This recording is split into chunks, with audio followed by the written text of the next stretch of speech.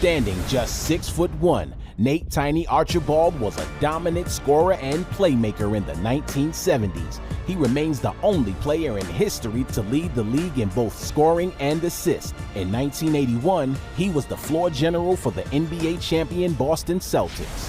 He had one of the most dominant seasons that I've ever seen in the NBA. The year that he led the league in scoring, averaging about 34 points a game, led the league in assists the same year. And I think the first 2 or 3 years, Tiny was just finding himself because he was on the Cincinnati team. He wasn't the dominant player on that team. I would say when they moved to Omaha, he became the man. And here is a guy that you really hated to try to guard because he'd come at you a mile a minute. He was quick, he was fast, he was left-handed, he was a dominant scorer and a guy that brought fear to a lot of us in the NBA because he was that good. Tiny was always a great basketball player, left-handed, but the thing that made Tiny great is that he was ambidextrous in scoring and going to the basket and scoring. Very few left-handers would score as much as Tiny did going to the basket. A lot of heart, a lot of gut, a lot of grit.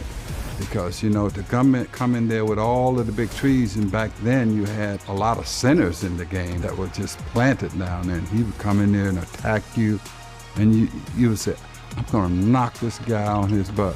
You would knock him on his butt, he'd come right back at you again. He scored a tremendous amount early on. But then, of course, later in his career, he went to Boston, and his game changed.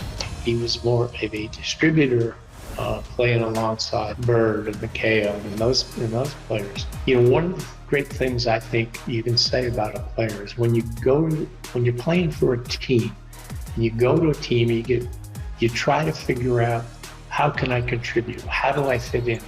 You may be a scorer on one team, but another team, you now become a little bit of a distributor from the guard position. And I think he did that very well. And that's just a sign, in my opinion, of how good he was. Early in my career, I was with him. I get a rebound, throw it out, just start running the floor as fast as I can. Tiny never looks behind him as I'm catching up and bobbing and weaving. Tiny goes up and drops the ball off to me, and I'm telling you, I always watch guys' eyes and the head, but I'm running up, assuming if he misses, I'm gonna try to put a putback. I have no idea he sees me. I have no idea how he saw me. He dropped the ball to me, and I remember thinking, oh my goodness, like, this guy literally has eyes in the back of his head.